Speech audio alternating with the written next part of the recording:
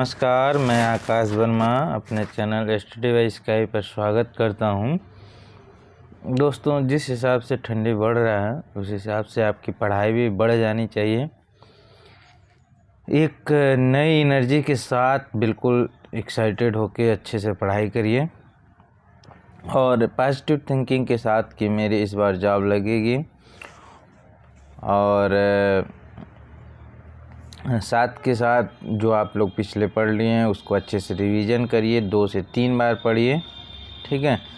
आज मैं जो चैप्टर बताने जा रहा हूँ, क्या है कि जब भी हम बुक उठाते हैं, हम सभी लोगों की बात कर रहे हैं, तो क्या करते हैं, पहला लेसन दूसरा लेसन पढ़ लेते हैं। ठीक है। या बहुत किया तो ट्रांसफार्मर पढ़ लिया, मोटर पढ़ लिया। लेकिन कुछ ऐसे चैप्टर्स हैं उनसे भी क्वेश्चन आते हैं और वो क्वेश्चन छूट जाते हैं। ठीक है।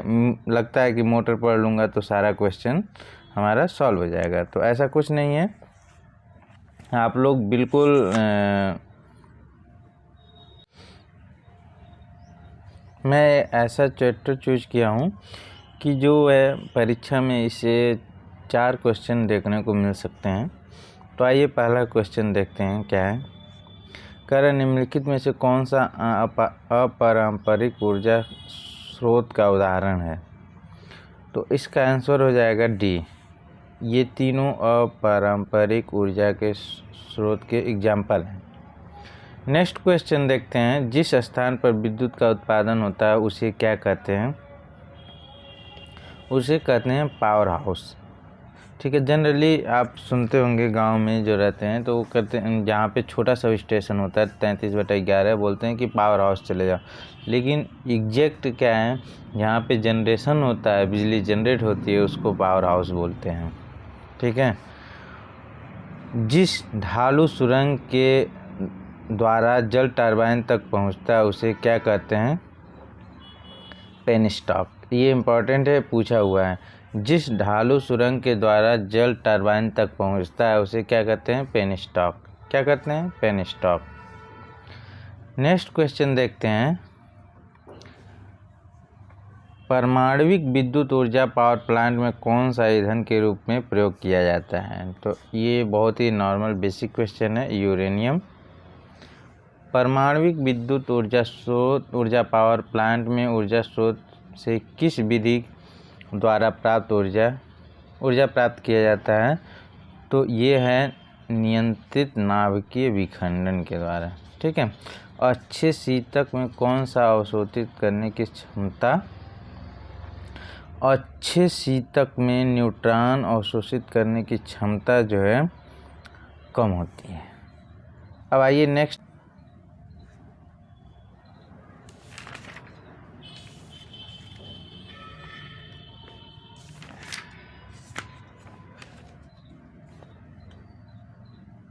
नेक्स्ट क्वेश्चन है, हवा के किस ऊर्जा का रूपांतरण पवन चक्की करता है। ठीक है। तो इसका आंसर हो जाएगा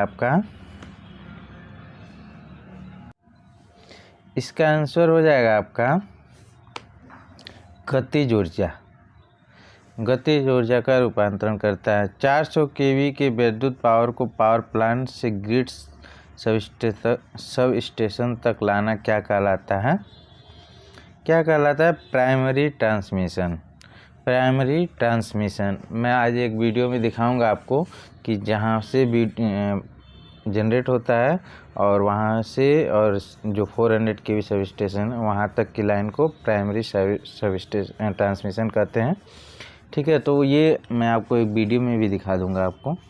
ठीक है। मेरे वहाँ दोनों हैं, जनरेशन प्लांट भी है और ट्रांसमिशन भी। विद्युत वितरण केंद्र में उपभोक्ता तक पहुंचाने वाली लाइन को क्या कहते हैं। Service line. क्या कहते हैं। Service line. Distribution sub station से उपभोक्ता को लोड तक संचरण क्या कहलाता है। Secondary transmission. क्या कहलाता है। सेकेंड। 2 आरसीसी खंभों के बीच की दूरी कितनी होनी चाहिए। 60 से 100 मीटर। कितना होना चाहिए। 60 से 100 मीटर। एसी का सतह प्रभाव किन कारकों पर निर्भर करता है। फ्रीक्वेंसी, चालक का व्यास और चालक की आकृति, इन सभी पे। एसी के किस गुण के कारण ओजोन गैस पैदा होती है? Corona effect. कोरोना इफेक्ट मैंने अपने वीडियो में बता भी दिया है, बिल्कुल कोरोना रिंग को दिखा भी दिया है कि कोरोना इफेक्ट को कम करने के लिए हम कोरोना रिंग का प्रयोग करते हैं, तो मैंने अपने वीडियो में दिखाया हुआ है, आप लोग देख लीजिएगा। आयल सर्किट ब्रेकर में आर्क कौन समाप्त करता है? तो अचालक तेल। जब उसका नाम ही है आयल सर्किट ब्रेकर तो उसमें आयल भरा होगा, ठीक है। एयर ब्लास्ट सर्किट ब्रेकर में वायु का दाब कितना होता है? तो 50 से 60 kg सेमी स्क्वायर। ELCB कम से कम कितनी लीकेज धारा को समझ सकता है? तो ये है 100 मिली एम्पियर, ठीक है। नेक्स्ट क्वेश्चन देखते हैं। निम्नलिखित में से कौन सा रिवायरेबल फ्यूज है? कौन सा है? KitKat fuse. थर्मल रिले विद्युत धारा के किस प्रभाव पर कार्य करता है? तो ये करता है ऊष्मीय प्रभाव पर, ठीक है। लिक्विड टाइप फ्यूज में कौन सा द्रव भरा होता है? इसमें भरा होता है कार्बन टेट्राक्लोराइड। क्या भरा होता है? Carbon tetrachloride. निर्वात सर्किट ब्रेकर में हवा का दबाव पारे का 10⁻³ mm रखा जाता है। नेक्स्ट क्वेश्चन देखते हैं। सर्किट ब्रेकर किसी विद्युत वितरण परिपथ को किस अवस्था में तोड़ने और जोड़ने का कार्य करती है?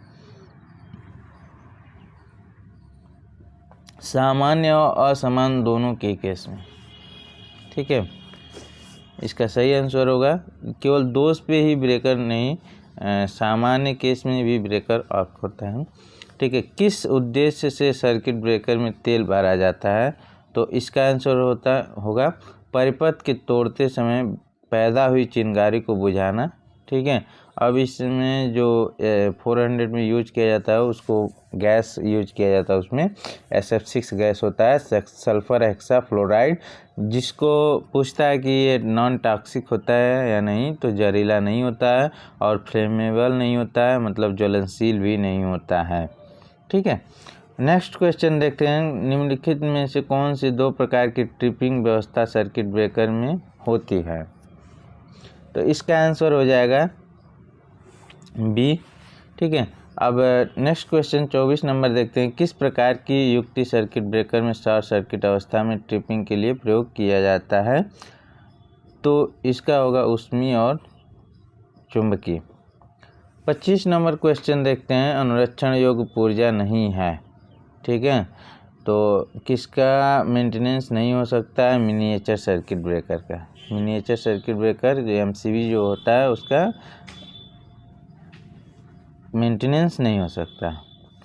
विशेषकर किस अवस्था में, देखिए अनुरक्षण लिखा, अनुरक्षण इंग्लिश होता है उसका मेंटेनेंस। विशेषकर किस अवस्था में स्रोत को विसंयोजित करने के लिए ELCB का प्रयोग किया जाता है? तो इसका आंसर होगा अर्थदोष, ठीक है। नेक्स्ट क्वेश्चन देखते हैं। निम्नलिखित में से कौन सा 250 वोल्ट से कम होता है? तो इसका आंसर हो जाएगा आपका लो टेंशन। किसी खम्भे का कितना भाग सामान्य भूमि में दबाया जाता है? कितना दबाया जाता है? तो ये कुल खम्भे के 6वां भाग। जब एक ही खम्भे पर वितरण लाइन और स्ट्रीट लाइन दोनों स्थापित हों तो खम्भे का पारस्परिक परास मीटर में अधिक नहीं होना चाहिए। कितना होना चाहिए? 45, ठीक है। किसी निम्न या मध्यम वोल्टता सिरों पर लाइन का कोई भी चालक तार सड़क के आर पार अवस्था में भूतल से कितना ऊपर होना चाहिए? तो 5.791। अब देखिए आपको क्वेश्चन में 5.75 दिया है, 7, तो आपको एग्जैक्ट वैल्यू याद रखनी पड़ेगी, ठीक है। नेक्स्ट क्वेश्चन देखते हैं। किसी भवन की छत से किसी निम्न या मध्यम वोल्टता लाइन के चालक तार की ऊर्ध्व ऊंचाई क्या होगा? तो ये हो जाएगा 2.439। नेक्स्ट क्वेश्चन देखते हैं, किसी उद्योगशाला को मुख्यतः 3 फेज लोड और सीमित प्रकाश लोड के लिए प्रयुक्त केबल जो है ये आपका हो जाएगा 3.5 कोर का। किस लिए भूमिगत प्रकार के केबल में जालीदार कवच लगाया जाता है? तो इसका यांत्रिक आघात मतलब मैकेनिकल आघात से सुरक्षा हेतु लगाया जाता है। ठीक है, नेक्स्ट क्वेश्चन देखते हैं, भूमि में कितनी गहराई तक 11 kV स्टील केबल स्थापित किया जाता है? तो इसका आंसर हो जाएगा आपका 1 मीटर से थोड़ा कम, 1 मीटर से थोड़ा सा कम, बी आंसर सही होगा। कितनी ऊंचाई से अधिक ऊंचाई पर बस बार को स्थापित नहीं करना चाहिए? तो इसका आंसर हो जाएगा 2.75 मीटर से ऊपर। ठीक है, किसी उद्योगशाला में 50 HP मोटर के लिए 3 फेज 415 वोल्ट 50 हर्ट्ज सप्लाई बस बार की धारा, इसको सॉल्व कर लीजिएगा। ठीक है, 400 एम्पीयर धारा वहन क्षमता के सिरों पर बस बार लंबाई में उत्पादित की जाती है। इसका आंसर हो जाएगा 2.44। ठीक है, किस प्रयोग हेतु MCV का प्रयोग नहीं हो सकता? तो इसका आंसर होगा सूक्ष्म अति धारा बचाव हेतु। टरबाइन जो ताप शक्ति संयंत्रों में लगी होती है उसकी गति कितनी होती है? तो याद रखिएगा 3000 RPM, 3000 RPM, 3000 RPM। किस आवृत्ति पर हमारे देश में विद्युत धारा शक्ति उत्पादन किया जाता है? 50 हर्ट्ज। ठीक है, हर कंट्री का अलग अलग होता है ये। अपने देश में प्रयुक्त डीजल लोकोमोटिव की क्षमता कितनी होती है? तो इसका आंसर देखते हैं, इसका आंसर हो जाएगा 2000 से 2500 HP तक। ठीक है, किस पदार्थ का प्रयोग सौर ऊर्जा उत्पादन से सौर सेल के निर्माण में किया जाता है? सिलिकॉन। किससे किया जाता है? सिलिकॉन। निम्नलिखित में से कौन सौर सेल की वोल्टता है? सौर सेल की वोल्टता क्या है? 0.5 वोल्ट, 0.5 वोल्ट। नेक्स्ट क्वेश्चन देखते हैं, किस स्रोत द्वारा उपग्रहों में विद्युत ऊर्जा प्रदान की जाती है? तो इसका आंसर हो जाएगा बी, सोलर सेल से। और विद्युत सप्लाई में संयोजित संपूर्ण उपकरणों की सतत रेटिंग क्या होते हैं? 45 का ये संयोजित भार। और 46 नंबर क्वेश्चन देखते हैं, अधिकतम मांग एवं संयोजित संपूर्ण भार का अनुपात होता है ये मांग गुणक। ये ध्यान रखिएगा, ये दोनों क्वेश्चन जो है बहुत इंपॉर्टेंट है। जब इस तरीके से क्वेश्चन आते हैं तो सामान्य लोग नहीं कर पाते हैं। ठीक है, तो थोड़ा सा आपको हट के क्वेश्चन याद करना है। अब जैसे इसका भार गुणांक का आपको फार्मूला याद होना चाहिए, भार गुणांक इक्वल टू औसत मांग अपन में अधिकतम मांग। ठीक है, 48 नंबर क्वेश्चन देखते हैं, कौन सा भार गुणांक का अधिकतम मान होता है? तो इसका आंसर हो जाएगा 1। क्या होता है जब भार गुणांक का मान उच्च हो? तो विद्युत ऊर्जा सस्ती उपलब्ध होती है। ठीक है, निम्नलिखित में से किस इकाई में उपभोक्ता का भार प्रायः मापा जाता है? तो kWh में, सॉरी किलोवाट में। ठीक है, किलोवाट में। किस मीटर का उपयोग उपभोक्ता स्वयं व्यय ऊर्जा की गणना की जाती है? तो इसका आंसर हो जाएगा आपका kWh में। अब दोनों में डिफरेंस समझिए, कह रहा है किस इकाई में उपभोक्ता का भार प्राय मापा जाता है? तो किलोवाट में। और जो व्यय ऊर्जा होती है उसकी गणना किस में की जाती है? अगर गणना पूछेगा तो kWh होगा। निम्नलिखित में से कौन सी धारा मनुष्य के लिए निश्चित रूप से घातक है?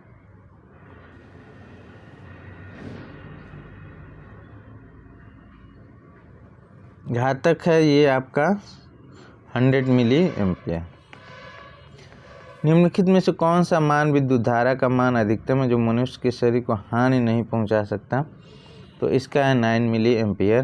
निम्नलिखित में से कौन सा लोड शेडिंग की विधि का उपयोग किया जाता है? तो इसका आंसर हो जाएगा लोड को ऑफ करना। निम्नलिखित में कौन सी प्रणाली भारत में ट्रांसमिशन किया जाता है? ठीक है, तो ट्रांसमिट किया जाता है 3 फेज 3 वायर। ठीक है, और नेक्स्ट क्वेश्चन देखते हैं कौन सा इसमें से सही है। तो आपका अधिक पावर ट्रांसमिशन के लिए ट्रांसमिशन वोल्टेज अधिक होना उपयुक्त होता है, ये बिल्कुल सही है। इसलिए 400 अब देख रहे हैं 760 का आ गया है। ट्रांसमिशन लाइन पावर ट्रांसमिशन को वोल्टेज क्या होनी चाहिए, ये 57 नंबर क्वेश्चन देखते हैं। पावर ट्रांसमिशन को वोल्टेज क्या होनी चाहिए अगर मितव्यता का ध्यान में रखा जाए तो इसका हो जाएगा उच्च होनी चाहिए, मतलब कोई लॉस ना हो इसके लिए हाई होना चाहिए ट्रांसमिशन लाइन। ठीक है, जितना हाई होगा लॉसेस कम हो जाएंगे। कंडक्टर का साइज क्या होगा यदि वोल्टेज का मान n गुना बढ़ता है तो इसका आंसर हो जाएगा 1/n²। ठीक है, नेक्स्ट क्वेश्चन देखते हैं। सिस्टम के पावर फैक्टर में सुधार होने से जनरेटिंग स्टेशन द्वारा डिलीवर किए गए किलोवाट इसका आंसर हो जाएगा बढ़ते हैं।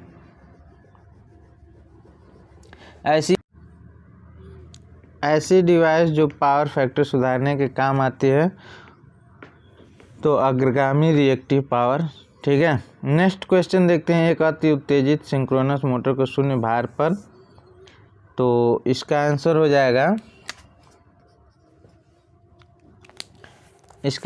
जाएगा आपका बी सिंक्रोनस कंडेंसर। किस प्लांट द्वारा भारत की विद्युत ऊर्जा का अधिकतम भाग जनरेट किया जाता है, thermal power plant.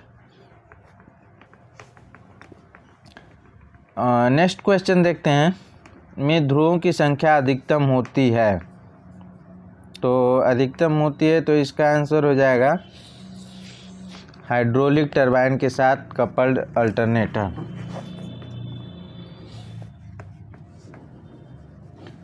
Next question देखते हैं कि स्पीड सबसे कम होती है, तो इसका आंसर हो जाएगा हाइड्रोलिक टरबाइन के साथ कपल अल्टरनेटर की स्पीड सबसे कम होती है। HRC फ्यूज सबसे अधिक सुरक्षा प्रदान करता है, तो इसका आंसर होगा शॉर्ट सर्किट दोष पर प्राप्त होती है।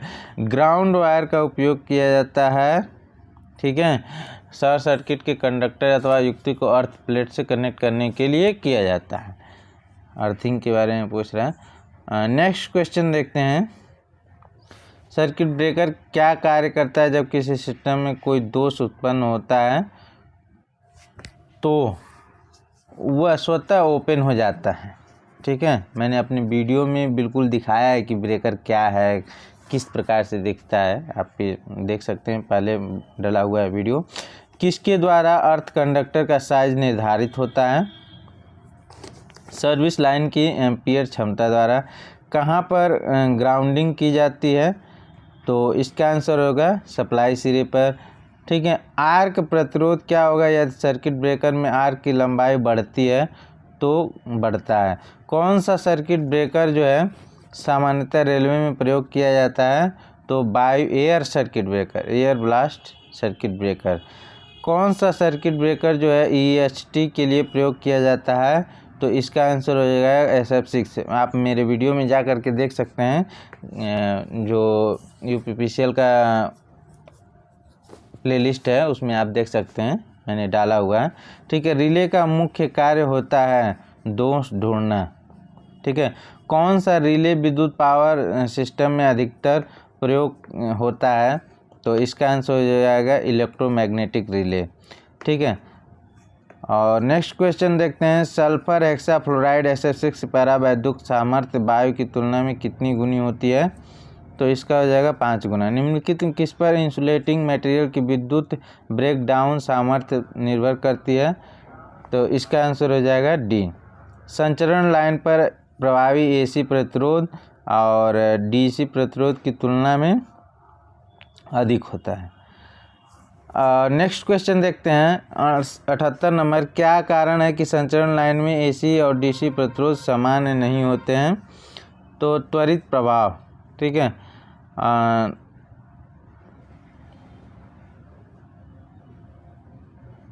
त्वचिक प्रभाव जो है के कारण AC संचरण लाइन में धारा की प्रवृत्ति जो है क्या हो जाता है, चालक की सतह में प्रवाह